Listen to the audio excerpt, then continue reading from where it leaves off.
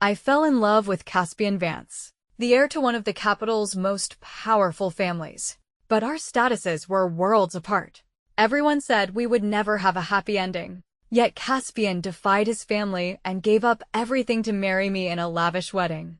Until our second year of marriage, when news came from abroad that his old flame had divorced. The next day, a set of divorce papers appeared on my desk. I received a call from an unknown number. It was my ex-husband, who had been gone for 5 years. In a voice I knew so well, he called me, "Honey, I'm at the second hospital." At 7:29 p.m., I arrived at the hospital at the request of the police. They had responded to a hit and run. The victim had no identification, a concussion, and was suffering from temporary amnesia. He could vaguely remember his name, his home address, and the name of his spouse. The victim was my ex-husband. We hadn't seen each other in 5 years. When I reached the hospital room, Caspian was eating. He was a mess. His head was wrapped in medical gauze. His right arm was in a cast, and he was struggling to bring food to his mouth with his left hand. A spoonful of soup missed and spilled all over his chest. He threw down the spoon in frustration, and as he wiped at the stain with a napkin, he looked up and saw me. His eyes instantly lit up. "Honey." I stood at the door without moving, just watching him. Caspian had really lost his memory. His memory was frozen in the year we had just registered our marriage, when he had turned his back on his family to come to my city, to build a happy little home with me. He was born into the Vance family in the capital. His father died young, and his mother remarried. Only his grandfather truly doted on him. Later, when the old man passed away, Caspian buried his head in my shoulder, and I felt cool liquid slide down my collarbone as he told me I was all he had left. The day I found out I was pregnant, he was ecstatic all day, couldn't sleep all night, and woke up to kiss me softly, then kiss my still flat stomach. He had said, "Jane, thank you for giving me a complete family." And then, later, he betrayed me. He ran to another woman, accompanied her to see doctors, traveled the world with her, leaving me with nothing but unanswered calls and a divorce agreement. Caspian didn't remember any of this. He couldn't understand why my attitude towards him was now so cold and formal. "Honey." Caspian looked at me pitifully, his hand gently hooking my pinky finger. "Did I do something to make you angry?" My gaze fell to his long fingers, where traces of dried blood still lingered. There were scrapes on his body and face, but even in this disheveled state, his handsome features were undiminished. Caspian must have been living well. 5 years had left no mark on his face. "Do you understand your current situation?" He looked at me, confused, and nodded. "The doctor says your memory has stopped more than 6 years ago, right when we got married." I pulled my hand back and stuck it in my pocket. "But Caspian, it's 2023. We've been divorced for 5 years. Divorced." His face was a mask of disbelief. "You don't want me anymore." "No. You were the one who asked for it." "Impossible." He immediately denied. "I would never leave you unless I was dead." A bitter laugh escaped me. It was still comical to hear those words. On our wedding night, whispering in the dark, he had said the exact same thing. But the moment news of his old flame's divorce reached the country, a divorce agreement was on my table the very next day. He had sat on the sofa, smoking, his expression indifferent. "I know this isn't fair to you, Jane, but some people, some things, if you miss them, it's a lifetime of regret." No matter how I begged, I couldn't change his decision to leave. The memory still sent a sharp pain through my heart. "That's the truth." I left a bank card on the table. "The assets you left me have grown considerably over the years. Consider the money in this card my thanks for at least having the decency to leave me with something. That's all. Let's not contact each other again." I walked away without looking back. Caspian scrambled out of bed, chasing after me like a madman. "Honey, honey, Jane." I heard a nurse shouting behind him. Sir, calm down." 3 or 4 people blocked his path. He called out to me, his eyes red and helpless. "Jane, don't leave me." The nurse yelled at me. "What is wrong with you two? Family members need to stay here." I gave a slight smile. "I'm his ex-wife. I have nothing to do with him." I didn't go back to the hospital to see Caspian. After a brief explanation to the police over the phone, I refused to respond to anything concerning him. When strange numbers called, I hung up and blocked them. Caspian and I were from two different worlds. A long time ago, I foolishly wandered into a beautiful dream. The price was so steep that I would still jolt awake from nightmares about it. Now, years after the dream had shattered, he could walk his sunlit path, and I would cross my own rickety bridge. But it seemed Caspian didn't think the same way.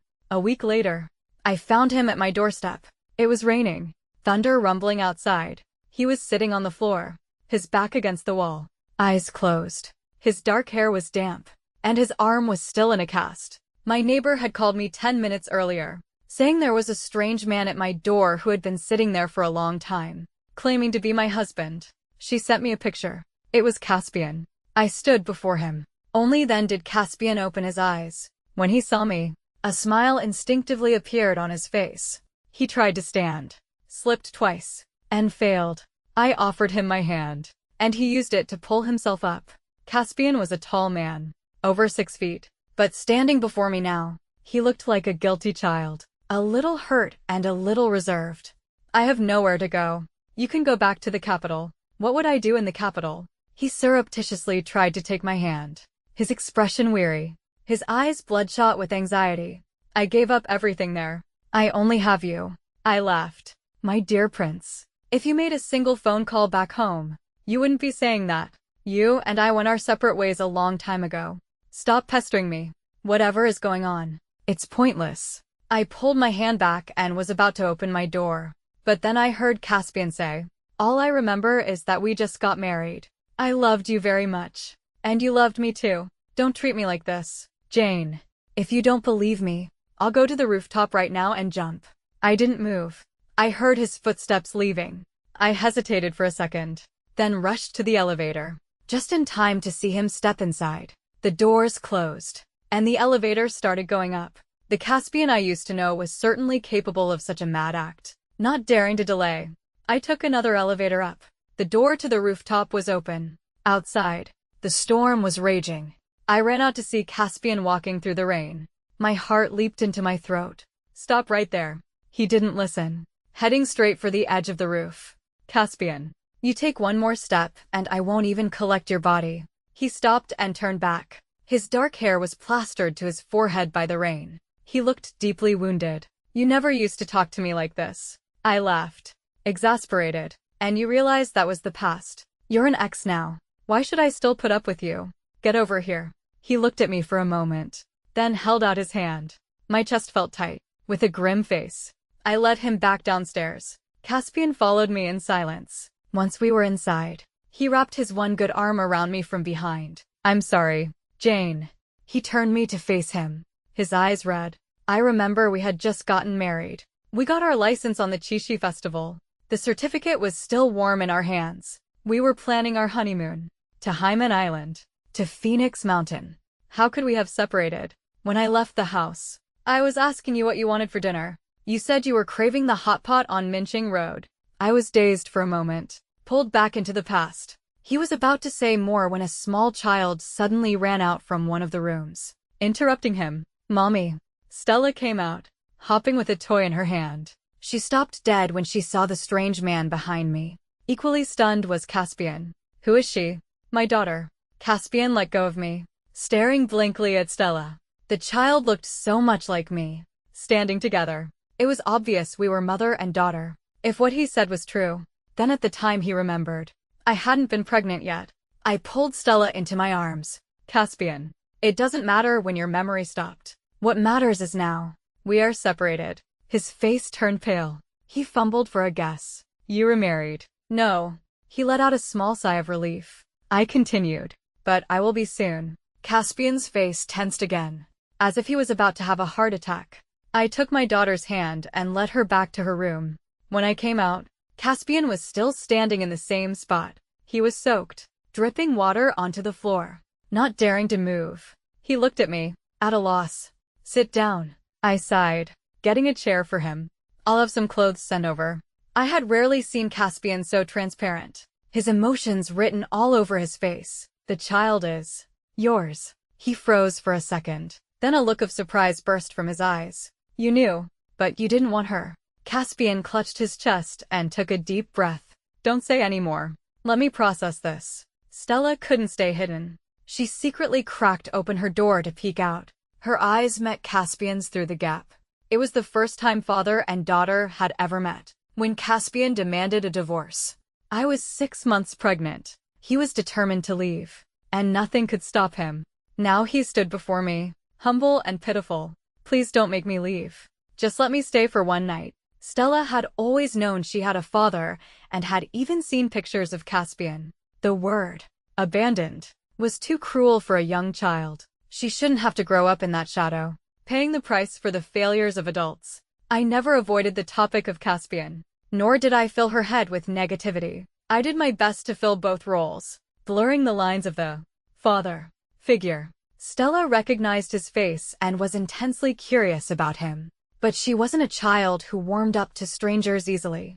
Her attitude towards Caspian was polite and reserved. I let Caspian stay for one night. The next morning, I was woken by sounds from outside my room. I opened the door to the aroma of food. On the dining table was a simple breakfast Caspian had made. He was awkwardly pouring milk for Stella with one hand. Stella sat in her chair, taking the glass with both hands. Thank you, Uncle.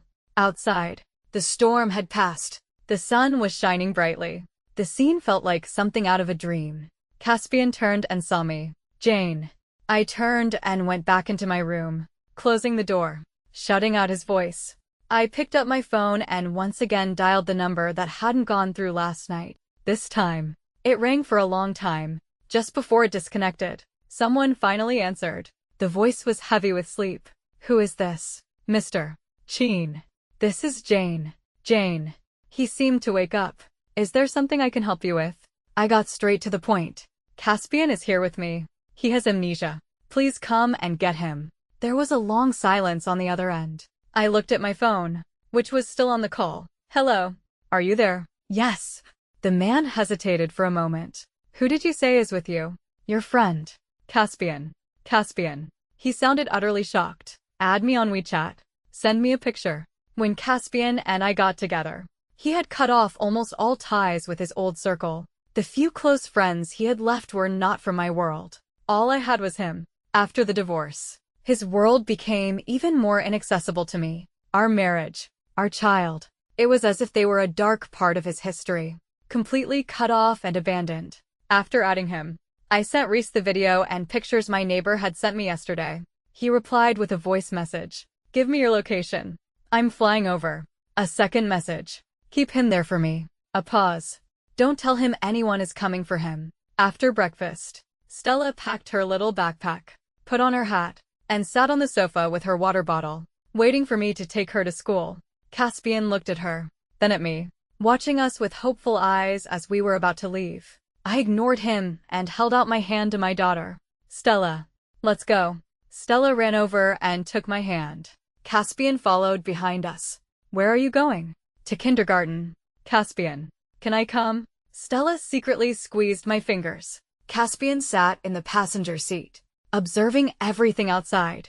During a red light, I glanced over and saw the hidden unease beneath his feigned calmness. The city had developed rapidly in recent years. The streets and buildings had changed drastically. From the moment we dropped Stella off at kindergarten to when we got back in the car, Caspian slumped in his seat, his head tilted back slightly, a look of despair on his face. He asked, "Why did we get divorced?"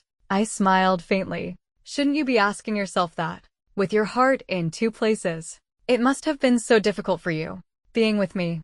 Caspian turned to look at me, frowning. What are you talking about? When I didn't answer, he asked again. Can we talk? You are the Caspian from 6 years ago. What can we possibly talk about? Our love. Or your betrayal. His expression froze. He bent over, holding his head, as if lost in painful confusion. I looked away. I'll take you back. As I said this, Caspian's warm hand closed around my wrist. Can I stay with you? I won't ask any more questions. Can I just stay by your side for now? Jane. I had nightmares every day in the hospital. I kept dreaming of you walking away. I would call your name, but you would never turn back. He looked so pitiful, like a dog afraid of being abandoned, even just for a few hours. I don't want to be alone. I pulled my hand back. Caspian came with me to the company. Years ago, he had given up everything in the capital. renounced his inheritance, and came to my hometown with me, starting a business from scratch here. When we married, our company was already established and profitable. When we divorced, he gave up all his shares and assets, leaving with nothing. That was the kind of man he was. When he loved you, he would give you everything. When he stopped loving you, he was just as decisive and ruthless. After he left, with the unwavering support of a few key partners, I got through my pregnancy, returned to work 3 months after giving birth, and managed the company while raising a child. It had been a struggle, but now, while not wealthy, we were comfortable. The company, a design firm, had moved to a new location and doubled in size. The name, however, remained the same one Caspian had chosen. He had called it Wish Fulfilled. I thought it sounded a bit tacky, as if it disregarded everyone else's feelings. But he had said it was the only word that could perfectly describe his happiness at the time. He had his love, his family, his career, everything. After all these years, Caspian stood in my office, staring at the company logo for a long time. There was a knock on the door. My partner, Leo, came in with a document. "Jane, can you look this over and sign it?" His eyes met Caspian's. He nodded with a smile, a simple greeting. I introduced them. Leo, my partner, Caspian Vance. Leo knew my ex-husband's name, but had never met him. He extended his hand. "Mr. Vance." Caspian shook it, a small smile playing on his lips. "Please, call me Caspian. We know each other so well. No need to be so formal." Leo and I were both stunned. We exchanged a look. "Senior, I don't know him. I really don't. I swear on my life. Today was the first time I've ever seen him." Leo was practically raising his hand to swear an oath. "You know my background. I was abroad from high school through graduation.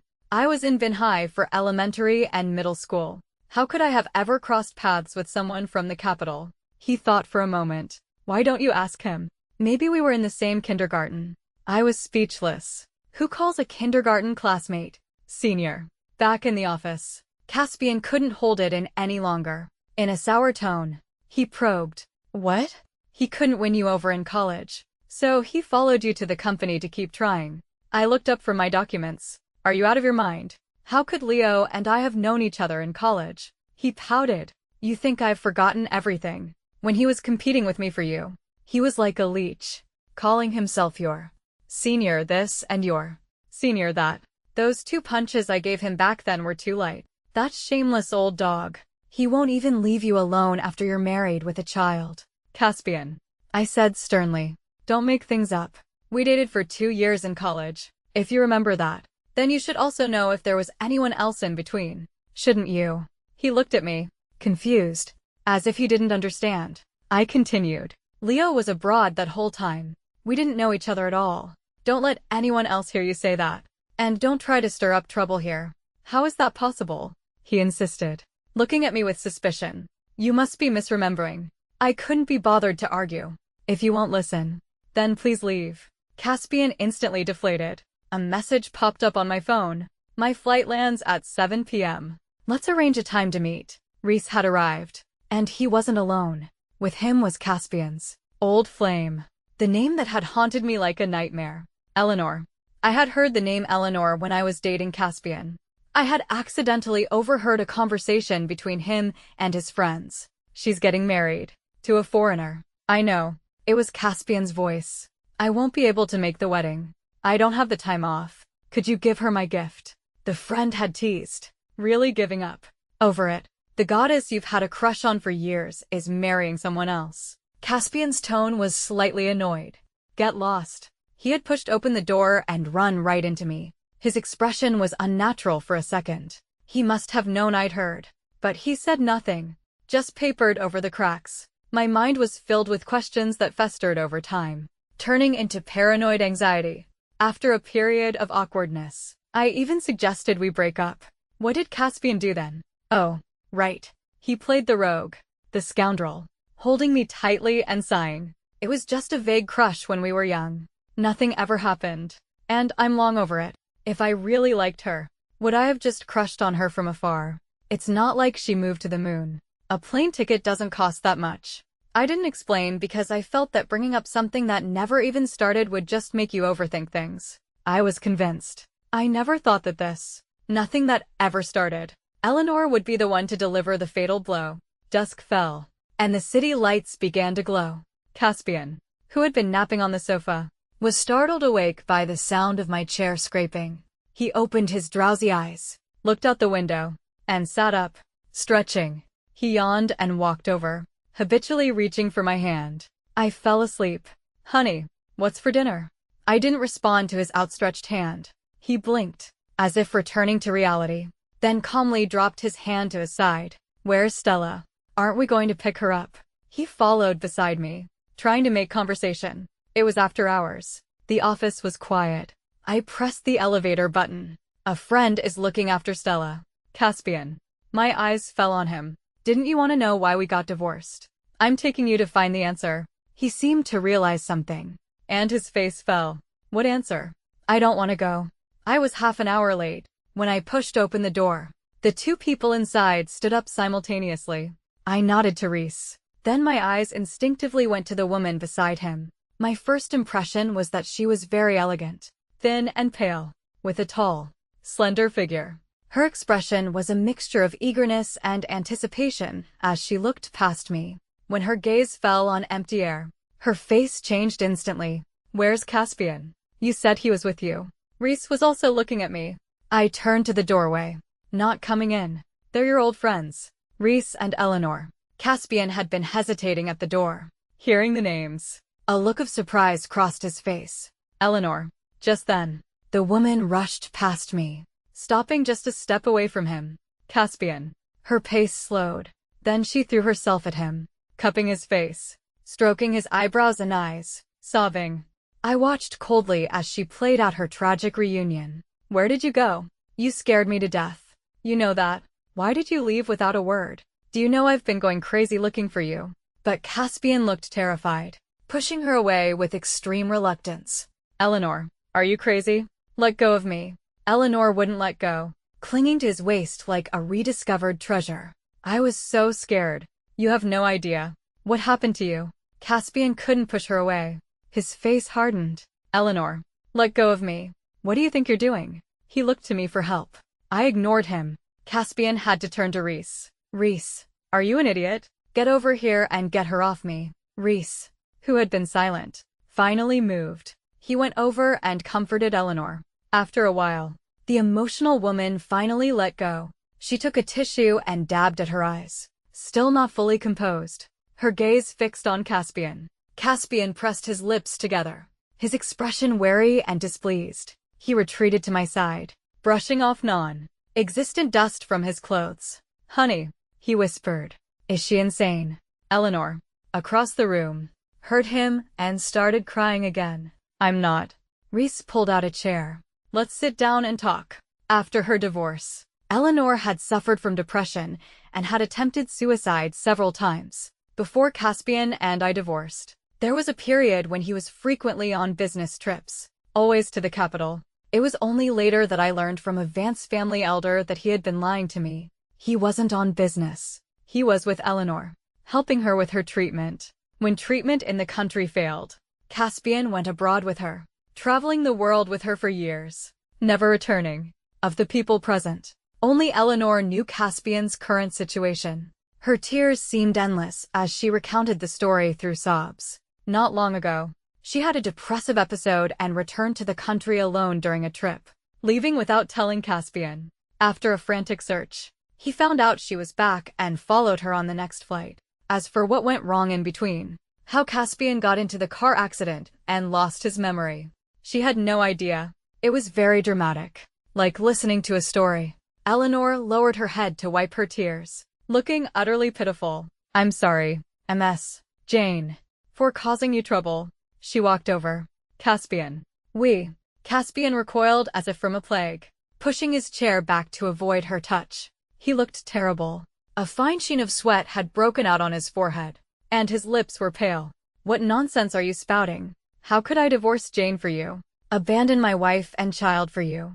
But it's the truth. You've just forgotten, Eleanor said, taking another step forward. only to be met with Caspian's harsh command. Don't come any closer. Just looking at you makes me sick. He turned and grabbed my wrist. Let's go.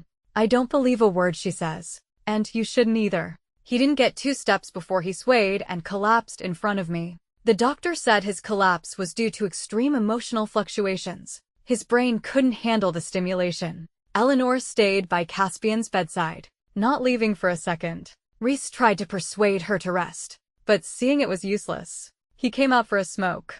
I was about to leave when he asked to talk. He stubbed out his half-finished cigarette and explained. I happened to run into her at the airport. That's why she's here. He was the one who had teased Caspian about not being over Eleanor all those years ago. My reaction was flat. Yes. What a coincidence. He pursed his lips. His brow furrowed. He leaned against the balcony railing, tapping the wall with his fingers. Have you and Caspian been in contact these past few years? Huh. I laughed. They're a prince and princess living in the clouds. I'm just a commoner rolling in the mud. Worlds apart. How could we possibly be in contact? Don't worry. I have no intention of ruining your friend's happiness. If there's nothing else, I'm leaving. But Reese stopped me. She said Caspian has been abroad with her all these years. Isn't that the truth? He thought for a moment, his voice lowering. After he went abroad with Eleanor, he cut off contact with everyone, including us. He hasn't been back once in 5 years. And he never told us where he was. Do you think that's normal? I said. Wasn't it the same when he was with me? If there's any obstacle to what he wants, he cuts all ties. I suppressed the sharp pain in my heart and asked coldly, what's so strange about not contacting us? He loves Eleanor so much. He went abroad for her. Isn't it normal for him to abandon everything else for her too? But Reese retorted firmly. He's not that kind of person. You were his wife. You know him better than any of us. Caspian would never do something like this. I don't know him.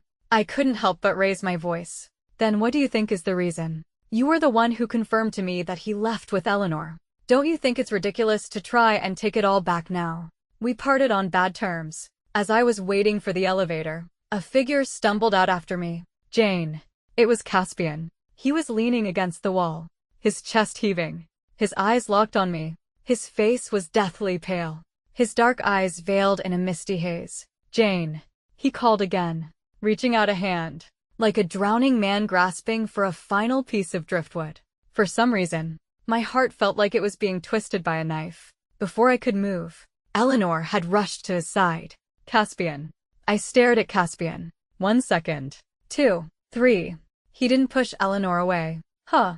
What was I expecting? I tore my eyes away and stepped into the open elevator. The kindergarten was holding a parent-child outing on the weekend. Stella hesitantly asked me if we could invite an uncle to go with us. She seemed to be probing about Caspian. After the hospital, Caspian hadn't come to find me again. He had probably gone back with Reese. Of course. Who do you want to invite? Stella blinked and thought for a moment. Uncle. Uncle Leo. Leo would toss her in the air. A game Stella loved. On the way back from the outing, as we got out of the elevator, she was still holding Leo's hand. Uncle, can we do it one more time? Leo laughed. All right, one more time. Hold on tight. Stella. Lift off. The child giggled endlessly. I couldn't help but smile. All right, last time. Your Uncle Leo gets tired too. Leo. She doesn't weigh a thing. I can still handle it. The sound of childish laughter echoed in the hallway. As we rounded the corner, I saw a familiar figure squatting at my door again. Caspian had been there for who knows how long. A few cigarette butts lay scattered at his feet. He looked up at the sound of our voices. I took the child from Leo's arms. I won't invite you in. It's fine, he said understandingly. Call me if you need anything. After he left, I held Stella and asked Caspian coldly, what are you doing here again? I came to see you both. His gaze fell on Stella in my arms. He stared for a moment, a look of longing in his eyes. Can I hold her? I looked at Stella for her answer. She looked at me, hesitated for a moment, then opened her arms to Caspian. Caspian had never held a child before. It was obvious he was nervous. His movements were stiff as he carefully took her into his arms. He stroked Stella's hair, looked at her little face, his eyes soft. He squeezed her tiny fingers, his face filled with wonder. She's just as cute as I imagined. Do you know who I am? Stella cupped his face and looked at him closely. I know, Daddy. You're my daddy. Caspian smiled, his eyes shimmering with tears. Yes, I'm your daddy. My chest felt tight. I turned away and looked out the corridor window. After a moment, Caspian asked in a low voice, "Can I come in for a bit?" The refusal was on the tip of my tongue, but for some reason, I couldn't say it. When he entered this time, he looked around as if it were his first time here. His gaze stopped on a photo frame on the TV stand. It was a picture of me and Stella. She was just over a year old, a chubby little thing sitting on my lap. Utterly adorable. Caspian put Stella down and stared at the photo for a long time. Suddenly, he turned and asked me, "These past few years, have you been okay?" My hand, pouring water, paused. Had his memory returned. But Stella was very curious about Caspian. She tentatively invited him to play with her. And when he agreed, she was overjoyed. Father and daughter got to know each other quickly, as if the 5-year gap didn't exist. I watched as Stella brought out her favorite toys to share with him, took out her drawing board to interact with him. The first day she met him, she had been polite but distant, like with any stranger. Now, she was calling him Daddy, with every other breath, her voice full of warmth. Caspian was like a doting father, responding to her every word with gentleness.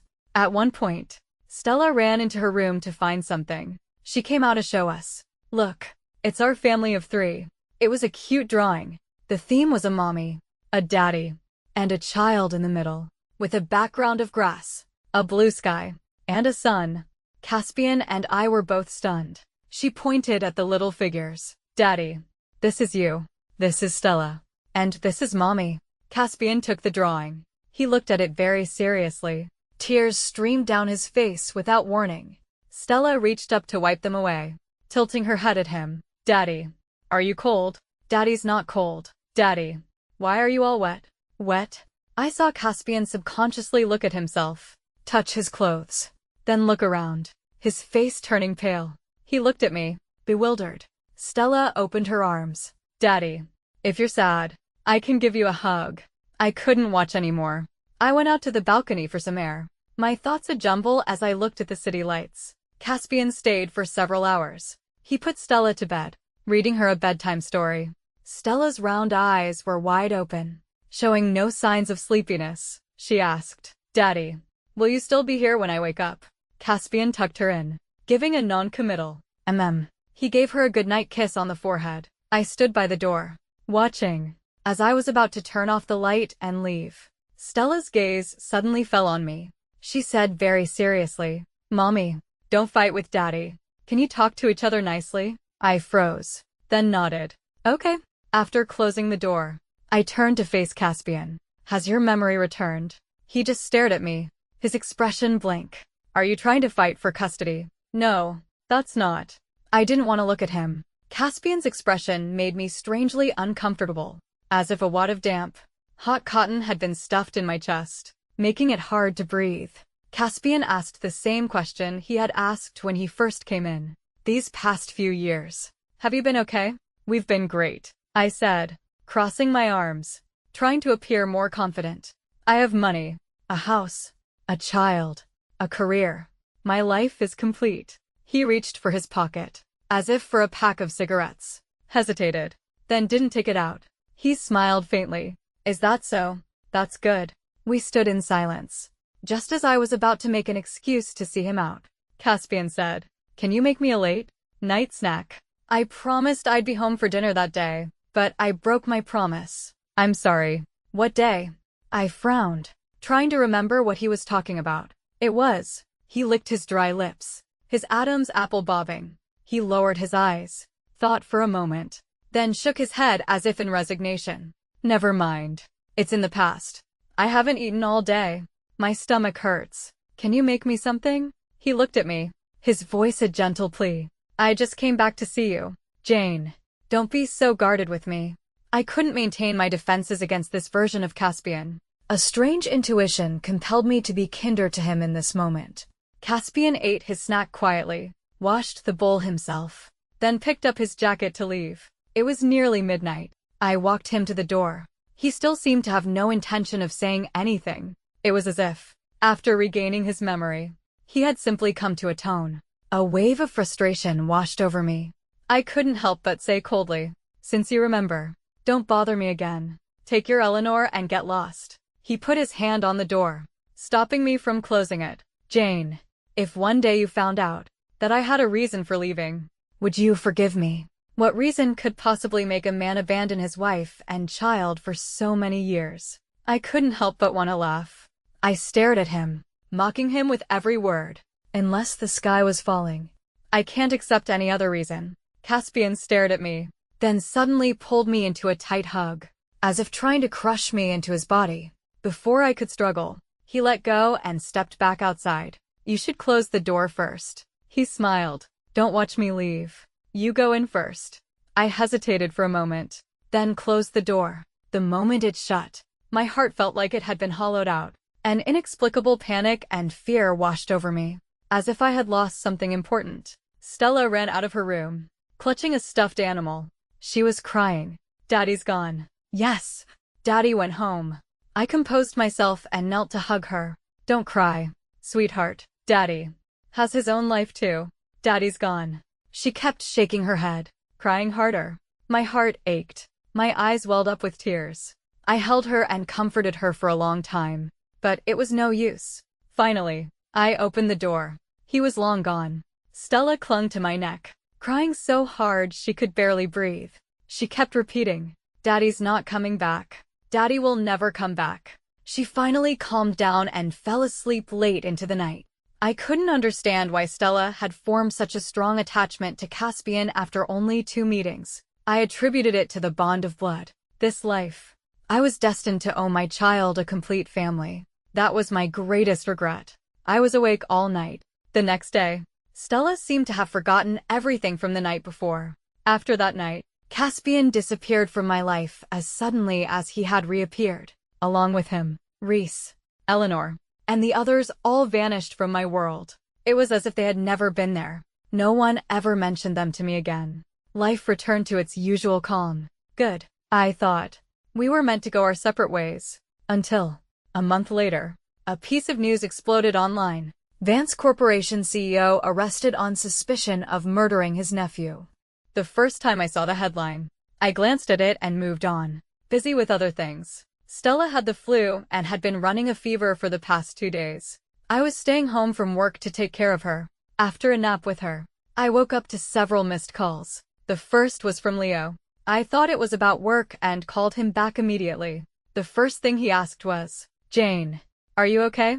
"Am I okay?" I sat down at my desk. "Of course I am." Leo hesitated. "About Caspian." As he spoke, a news alert popped up on my tablet. "Human remains found in lake at Vance Estate." I instinctively clicked on it and saw several trending news stories, all marked with the word, "Breaking.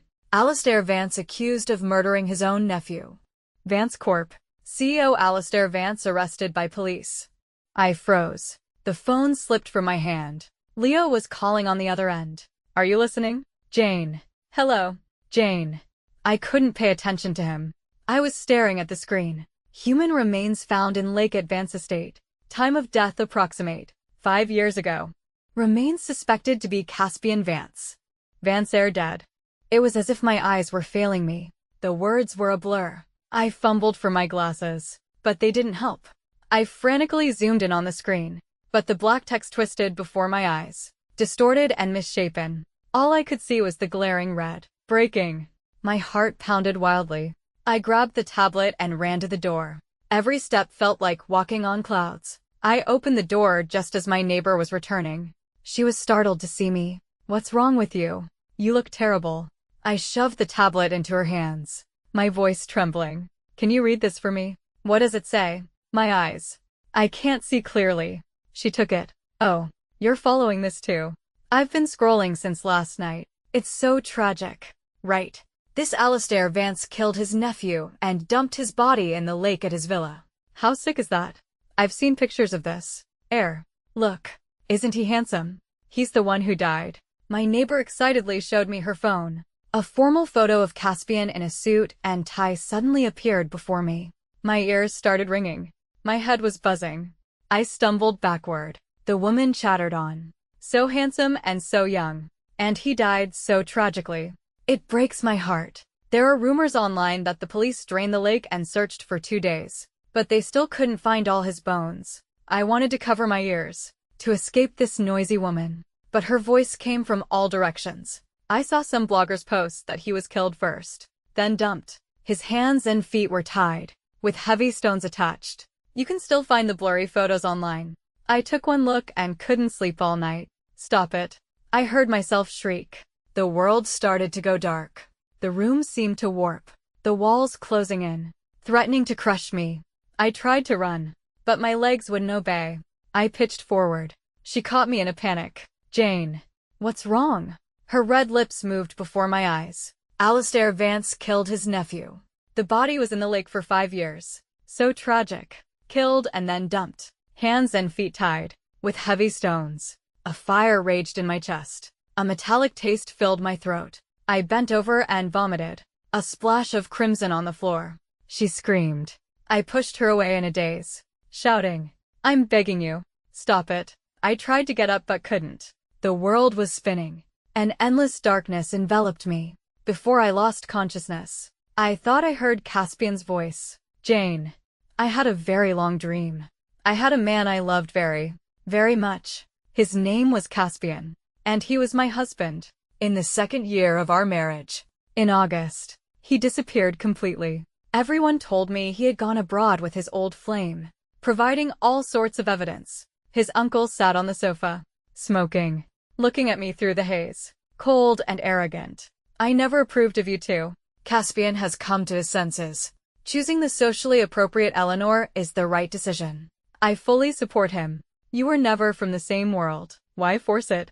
A reason. MS. Jane, you're about to be a mother. How can you still be so naive? He leaned back, laughing at me. What reason would make a man abandon his wife and child? The sky falling. No.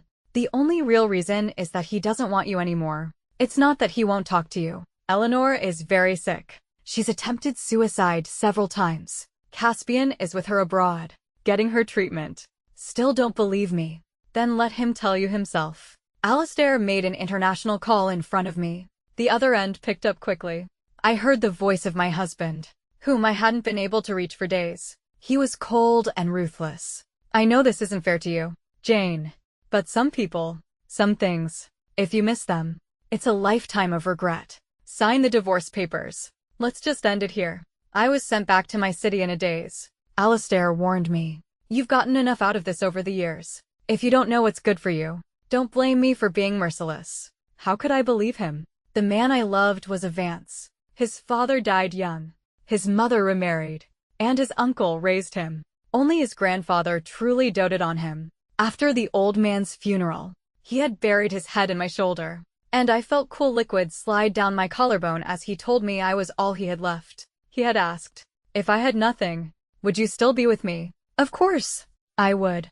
This was the man who lived in my heart. He was sincere, kind, innocent, and strong. If he had really been tempted and had a change of heart, he wouldn't have chosen to leave in such a cruel way when his wife was at her most vulnerable. I didn't believe Alistair. I wanted to find Caspian, but my limited resources were nothing against the Vance family. During my search, I was warned countless times, both overtly and covertly. After Stella was born, the threats became life-threatening. It was then that I received the first message from Caspian. Stop it. Be good and wait for me for a few years. Stella lay in her crib, wailing. I held her and cried with her. I remembered the day I found out I was pregnant. Caspian was ecstatic all day, couldn't sleep all night, and woke up to kiss me softly, then kiss my still, flat stomach. He had said, Jane, thank you for giving me a complete family. I told myself over and over that maybe he had his reasons. Maybe it was a misunderstanding, or maybe he was just temporarily bewitched. He told me to wait, so I stopped for a long time. During that period, mysterious envelopes would occasionally appear at my door, filled with photos of Caspian and Eleanor. He was with her at dinner, shopping, at the hospital. They were all profiles, shots from behind, or blurry, distant frontal views. The photos stopped coming after nearly 2 years. Stella could run and jump, could point at a photo and call a stranger Daddy. But Caspian still hadn't come back. I spent my nights repeatedly dialing an unanswered number. In the daily disappointment, I slowly began to accept the truth. He had deceived me, betrayed me, abandoned his wife and child for a woman he claimed meant nothing to him. But I still wouldn't give up. I managed to contact Reese. Hello. This is Jane. I haven't been able to reach Caspian for a long time. Do you know where he is? He's abroad with Eleanor. Isn't he? I woke from the memory, my heavy eyelids fluttering open. There was a figure moving in the room. He sat down by my bed and asked in a low voice, "Are you okay?" For a moment, I couldn't distinguish between the past and the present. I turned to look at him and asked blankly, "Reese, have you contacted Caspian?" Stella can say, "Daddy, now. Why isn't he back yet?" Reese looked away, a tear falling from the corner of his eye. I had been searching for my husband for years, never knowing he had died 5 years ago. Died at the hands of the uncle who was like a father to him. Died in the home where he grew up. His body sunk in the lake where he played as a child. Someone had exposed the cover up. The police found his remains in the lake, pieced together the evidence, found the accomplice who helped dispose of the body, found Eleanor who witnessed the murder, found a copy of the surveillance footage from the scene. They wouldn't let me see the case file, wouldn't let me see the remains. They told me the dead can't be brought back, that I had to be strong for my child. I hung my head, not hearing a word they said. When everyone had left and it was just me and Reese, I finally dared to grab his arm and whisper, "This is a plan, isn't it? Yours and Caspian's." He was stunned, looking at me strangely. I smiled at him.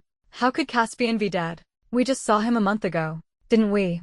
Reese looked helpless. "Jane, what are you talking about?" Sensing his reaction was wrong, my smile slowly faded. "What's wrong with you? Why are you looking at me like that? You and Eleanor came to see him a month ago, didn't you?" I took out my phone to find the records. I scrolled through, but everything was gone. The photos, the videos, the conversations, even the records from my neighbor. I went through every album on my phone, my call history, my WeChat conversations, searching repeatedly. Nothing. Nothing at all. I started to panic. I searched for the call Caspian had made to me from the hospital, the notification from the police. Reese gently called my name, Jane. My mind was a blink. I grabbed his hand. My phone must have been hacked. "You should still have the records, right?" He showed me his phone. His face was grim. "Are you sure you're not misremembering something?" Nothing there either. It was as if an eraser had wiped away all traces of Caspian's return. I was desperate. "A month ago, you brought Eleanor to my city. I met you with the amnesiac Caspian. Have you forgotten?" Seeing his confused expression, a huge wave of panic washed over me. I pushed him away and fumbled for Leo's number. It was okay. I wasn't the only one who had seen him. Leo had seen him. Stella had seen her father. So many people had seen him. Someone could prove it. But on the other end of the line, Leo asked cautiously, "What's wrong? When did I see Caspian?" I couldn't believe it. I raised my voice. "Did you hit your head? It was in the office. I introduced you. Caspian even said all those strange things." Leo was silent. I pressed my throbbing temples, pacing anxiously. He came back. He came back for real. "What's wrong with all of you? Why are you all saying you don't remember? Are you all conspiring to lie to me? Leo, help me check the building's security footage, or get the records from the police. People can lie, but electronics can't." Before I could finish, Reese took my phone. His eyes were red. He held me firmly. "Calm down. Don't be like this. Jane, you still have Stella." I struggled to push him away, screaming uncontrollably. "How do you expect me to be calm? 5 years. Isn't that enough? Isn't it? Why are you pretending not to remember?" He came back. He came back. If that body is his, then who did I see? Tell me. It was like 5 years ago all over again. Searching for a ghost. I searched for any trace of his return. But even Stella looked at me blankly. "Daddy." The local police and the hospital all denied it. The company's security footage. The building's security footage. There was no sign of Caspian anywhere. My memory was at odds with the world. It was as if Caspian had returned only in my imagination. I couldn't accept it. How could it be fake? He ate the food I made for him. He hugged me. How could it be fake? "I'm going back to my city. I'll find the proof myself." Reese stopped me, his voice weak. I can't accept it either. But Jane, if you're like this, how can Caspian rest in peace? Alistair hasn't been convicted yet. He handed me his phone. It was a photo of a familiar wedding ring in a numbered evidence bag. Reese's voice choked. He was waiting for you. To take him home. I requested to see Alistair. He had been formally charged. He was tyrannical, arrogant, domineering, and volatile. He craved absolute control. His motive for murder was simple. In a fit of rage, he had thrown a heavy ashtray at Caspian, who had his back turned. It hit the back of his head. He fell, blood pooling on the floor. He convulsed twice and then was still. Alistair didn't call for help. He stood over his nephew's body, smoked a cigarette, and then decided to dispose of the body. Eleanor was his mistress. She witnessed the murder and helped him cover it up. Creating the elaborate lie, Caspian had already left the capital's elite circles. He had nothing. His wife, from a simple background, posed no threat. No one would investigate his true whereabouts. Alistair was all-powerful, so arrogant that he dumped the body in the lake right outside his bedroom window.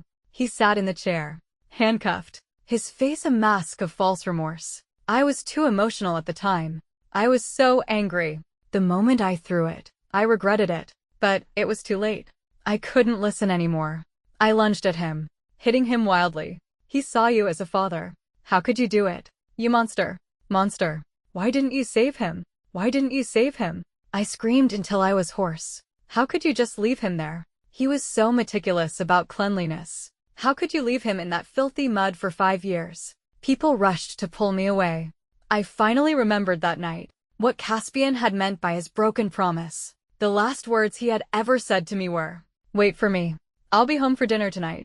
And so I had waited, quietly, in our little home, hoping that one day the phone would ring, the doorbell would chime, and he would be standing on the other side. But Caspian could never come back. His soul was trapped in that dark water, crying out in agony through the long years. And no one could hear him. No one could see him, including me. I was held down, my face pressed against the cold table. I couldn't hold it in any longer and broke down into loud, heaving sobs. The legal process wasn't over. I couldn't take Caspian home yet. I didn't dare look at the so-called remains. I was afraid I would go mad. He must have been in so much pain, so much despair. Back in my city, I was in a daze for days. I kept feeling like Caspian was still in the house. At dinner, I felt him beside me. In bed, I felt him on the pillow next to me. Sometimes I would see him playing with Stella, or standing on the balcony, enjoying the breeze. I would call his name, but he would never answer. Stella called Leo. She said her mommy was acting strange, calling out, "Daddy," to an empty room. Leo rushed over and insisted on taking me to a psychiatrist. After the appointment, in the hospital corridor, I remembered that night again. At 7:29 p.m., when I saw the amnesiac him at the hospital. I even remembered the time and details so clearly. He had come back to me, but they all denied it. It was as if it were a crazy dream I had, and I was still unwilling to wake up. The doctor prescribed me medication. I threw it all in a cabinet when I got home. No one understood. I wasn't crazy. I was just trapped in a corridor of time, where I could see his faint shadow. I was sleepless night after night. My reflection was pale and gaunt. Friends came to visit, tentatively suggesting, "Jane, why don't we go out for a change of scenery?" I held my cup, asking blankly, where would we go? Stella was building with her toys on the carpet. She looked up and said, "Mommy, let's go home and see." Home. Something pricked my mind. The first place I thought of as home was the apartment Caspian and I had in my city. It was small, but it had everything. In Stella's 3rd year, I had moved to my current place with the company. I rarely went back to the old one. It was the cradle where our beautiful dream began, and the place of despair where my life shattered. I drove aimlessly through the city, with no destination, in a daze. Somehow, I ended up downstairs from that apartment. I sat in the car for a long time before getting out and going upstairs. The moment I opened the door, a flood of memories washed over me. When I moved out, I hadn't touched a thing. I ran my hand over the old furniture, and his voice filled my ears. "Jane, what do you think about putting photos on the TV stand? The sun is so nice. We can sunbathe on the bay window in the winter." We can get a cat. The beach is only a 10-minute drive from here. Jane, marry me. The matching mugs on the table. The his and hers toothbrushes in the bathroom. His painting on the wall. Our clothes hanging side by side in the closet. In the drawer was the ultrasound report, with Caspian's handwriting on it. Jane Stella. Honey, who do you think the baby will look like? If he's not good, we'll take away his bottle. No, I'm not hiding anything from you. I'm just a little tired lately. What are you thinking? Okay. It wasn't a business trip. I went back to the capital for a bit. There was some family business. Just be good at home. I'll be back as soon as I'm done. Hey, honey, I miss you so much. I'm going to the old estate. If everything is fine, I'll catch the afternoon flight. I'll be home for dinner tonight. Wait for me. I sat on the floor and finally let out a loud, wailing cry. Caspian. Caspian. No answer. There would never be an answer again. I couldn't stay there alone. I drove home. On the dark road, a pair of high beams from an oncoming car blinded me. I instinctively swerved, but the car skidded out of control, hitting the guardrail and flipping over. The impact made my consciousness blur. When the rolling stopped, I felt someone shielding me. I instinctively called out, Caspian. After a long moment, a sigh fell beside my ear. I'm here. I froze. I blinked, then blinked again. A familiar face appeared before me. In the faint light from the street lamps, I saw Caspian shielding me. He had hit his head, and blood was dripping down. My mind was a blink. I reached out a trembling hand, my vision distorting his face as I touched it. It must be a hallucination. Caspian. He sounded a little helpless. He reached up to wipe my tears. Don't cry, Caspian. I grabbed his hand, my voice thick with tears. You bastard. Where have you been? By your side. I've always been by your side. Liar. I sobbed. I haven't seen you in 5 years. They all said you were dead. How could that be? He pressed his forehead against mine, his own tears falling. You came to the hospital to take me home. I made breakfast for Stella. We went to the company. Have you forgotten? Liar. I checked. There's no record. It's all fake. Caspian. You're just a bastard. Just because no one remembers. Just because there are no traces. It doesn't mean I wasn't real. Jane. Do you believe in parallel worlds? His tears mixed with his blood. We're together in other worlds. I'm not lying. When I came here, we had really just gotten married. My consciousness was fading. You're lying. It's fake. Caspian's right arm was bent at a strange angle. He lowered his head and bit down hard on my shoulder. The pain snapped me back to reality. Don't sleep, Jane. He used his left hand to wipe the tears from my eyes. Stella is waiting for you at home. I whimpered. You come home too. Okay, let's go home together. He gave a bitter smile and apologized softly. I'm sorry. I can't go back with you. Can you be strong one more time? For Stella. One day, we will meet again. Don't be afraid, Jane. I'm just with you in a place you can't see. I'm always here, always by your side. His voice faded. My consciousness blurred. I vaguely felt the person shielding me disappear. Caspian. Don't go. But no one answered my whisper. I held on until the paramedics arrived. As they lifted me onto the stretcher, I grabbed one of them. My husband. I managed to say. My husband is still in the car. Is he out? They went back to check, then hurried back. We've looked everywhere. You're the only one here. The last thread of tension in me snapped. I closed my eyes. A nurse cut open my clothes. I heard her whisper to the person next to her. What's this on her shoulder? A bite mark. In that moment, a fresh wave of tears came. Unstoppable. We're together in other worlds. Can you be strong one more time? I'm always here, always by your side. So, it wasn't a hallucination. At the end of winter, Alistair's verdict came down. He was found guilty of multiple crimes and sentenced to death. Eleanor was also imprisoned as an accomplice. After a long separation, we were finally going to be reunited. On a sunny day, I received Caspian's ashes. The tall, 6-foot man was now a small urn in my arms. I had asked around and was told he liked warm places. I chose a burial plot that received sunlight all year round. On the day of the funeral, many of his old friends came. For his gravestone, I chose his most handsome photo, his features sharp and full of life. I knelt and gently wiped his face with a clean handkerchief, whispering, "Caspian, stay with us. We're going home." Stella placed a bouquet of flowers before the gravestone and said in a small voice, "Daddy, Mommy and I are here now. You don't have to be scared anymore. We're all going home together." A breeze rustled the flower petals, as if he were answering. Epilogue. They didn't seem to notice he was still breathing. The moment he was thrown into the water, he was conscious. The icy lake quickly consumed him. His limbs were bound tightly, gravity pulling him into the abyss. Water flooded his mouth and nose. He struggled futilely for a moment. It was over quickly. His consciousness began to fade. Was it 10 seconds? Or dozens? Or a minute? In his final moments, a soft light appeared in the darkness. He thought he heard Jane's voice. A vision appeared before him. He saw his beloved wife walk past. He forced his heavy body to move, stumbling after her. "Jane." The cry was squeezed from his throat. She finally turned, looking at him with an indifferent gaze. "Jane." He called again. A little desperate. A little happy.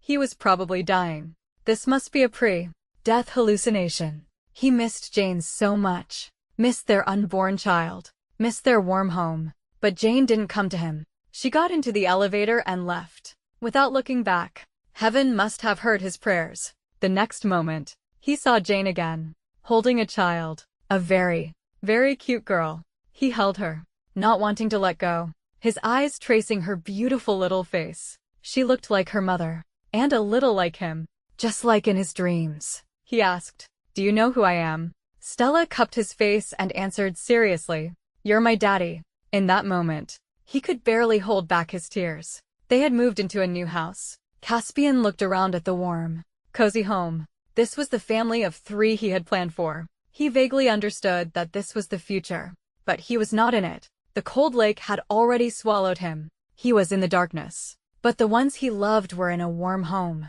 mother and daughter together, living well. That was enough. He felt a little relieved, but also a little sad. He played with his child for a whole night. It was a happy, peaceful night. She was beside him, and the child was beside him. The life he had dreamed of had come true. He tucked his child into bed and gave her a goodnight kiss. But Stella's eyes were wide open. "Will you still be here when I wake up?" The child's gaze seemed to pierce through his skin, to see his soul. His eyes welled up again. He gave a non-committal He wanted to say something to Jane, but he didn't know what. He thought about what else he wanted. Right. The day he went to the old estate, he hadn't eaten all day. His stomach ached with hunger. He wanted to eat a meal cooked by Jane. But Jane was very cold to him, even a little hateful. It was probably because he had broken his promise. Jane was a petty person. He had been gone for so long without a word. She wouldn't forgive him easily. But at his request, she still made him a delicious meal. The warm food filled his empty stomach, and his heart felt full as well. Caspian was content and happy. His time was running out. He had to go. He looked at Jane with longing, reluctant to leave. With a belly full of grievances he wanted to share, but he couldn't say a word. In their final moments, he gave her a hug, just like he always did before leaving the house. Then he said, "Close the door. Don't watch me leave. Don't watch me leave. So we don't have to say goodbye.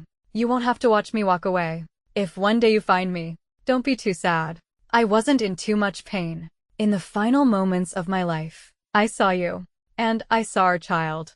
I'm already so content. If you can, find me a sunny place to rest. It's very dark and cold under the water. I'm a little scared. Jane."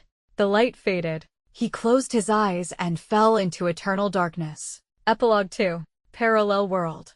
When Jane was 5 or 6 months pregnant, she had a terrible nightmare one night, crying so hard she woke Caspian, who was sleeping soundly beside her. He turned on the bedside lamp. His wife was still asleep, her body racked with sobs, but she wasn't waking up. "Jane, wake up." She was shaken awake. She opened her tear-filled eyes, and when she saw him, she cried even harder, throwing her arms around him. Caspian sat up and held her, at a loss. "What's wrong?" I had a nightmare. I dreamed you were dead." His hand, stroking her back, paused. Caspian got some tissues and helped her wipe her tears. "Dreams are the opposite of reality." Jane took the tissues, wiped her face messily, blew her nose, and threw them in the trash. Her mood suddenly shifted. She pushed him angrily. It felt so real. I also dreamed you cheated on me, abandoned your wife and child. You had some unforgettable old flame, didn't you? What was her name? Eleanor. Caspian held up his hands in surrender. For God's sake, honey, where did you hear that name? She's just someone I know. What old flame? Jane threw the tissue at him. You're still lying. Caspian didn't dare argue. He helped her wipe her face. You were my first love. Where would I get an old flame? After a while of arguing, with Caspian swearing on his honor and his character, he finally managed to calm her down. He turned off the light, and they lay back down. Jane rested her head on his arm. The clear images from the dream suddenly became fuzzy. She felt an inexplicable anxiety. Caspian, you're not allowed to go anywhere for a while. He was half asleep. Yes, boss. She thought for a moment and added, you're not allowed to go back to the capital. You're not allowed to leave me. And you're not allowed to see your uncle. Whatever the commander says. No old flame. Won't leave you. Won't go back to the capital. Won't see my uncle. He yawned sleepily and patted her. Go to sleep now. Okay. Jane still felt uneasy, but her eyelids were getting heavy. She thought she would tell him again tomorrow. She didn't know why she had dreamed such terrible things. Some intuition compelled her to say it. She didn't expect that by the next morning, she would have forgotten everything. Her breathing became even and steady. In the darkness, Caspian's eyes were wide open. When Jane was giving birth, he waited outside the delivery room. The baby was born around 2 p.m. A little girl, soft and tender, incredibly cute. Caspian was completely smitten. Jane took one look and said, ugh, why is she so ugly? Ugly. She looks like an angel. That's just your daddy. Goggles. They bickered as the baby slept soundly in her swaddle. They had already decided on the name. Jane Stella. Taking her mother's last name. Jane was weak after giving birth and fell back asleep. Caspian looked at the two faces, one big and one small. His heart filled with happiness and contentment. His phone vibrated in his pocket. He glanced at the number and stepped out to take the call. It was from the capital. The voice on the other end said, it's done. He grunted in reply. He had quit smoking a long time ago, but now he suddenly craved it. He took out a piece of gum and put it in his mouth. Thanks for your help these past few months. The person on the other end chuckled. I should be thanking you, big brother. You solved a huge problem for me. You can live your life in peace now. The Vance family business won't bother you again. By the way, has sister-in-law given birth yet? A smile finally appeared on Caspian's face.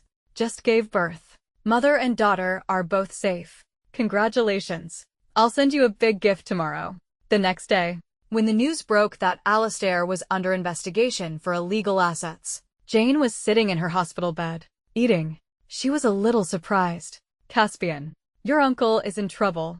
Caspian, who was pouring her soup, glanced at the news and swiped it away. It's nothing serious. Don't worry about it. He seamlessly changed the subject. The soup is warm. Try it. I simmered it for 4 hours. But Stella suddenly started crying. Caspian checked her diaper. It was clean. She had just eaten and had been asleep for a while. He muttered under his breath. Little troublemaker. Then he bent down and picked her up. I'll go calm her down. You eat. Jane nodded. As she ate, she scrolled through her phone, unable to resist looking at the news about Alistair. Vague images flashed through her mind, but she couldn't grasp them. Caspian paced the corridor with the baby, finally managing to soothe her to sleep. He looked at her quiet little face and could almost see her as an older child, her eyes sparkling as she looked at him. Daddy, if you're sad, I can give you a hug. When I wake up tomorrow, will you still be here? Caspian, you're just a bastard. Caspian, let's go home. His heart ached. He lowered his head and pressed his cheek against Stella's. In this second chance at life, he and Jane would be happy together forever, until they were old and gray, and left this world holding hands.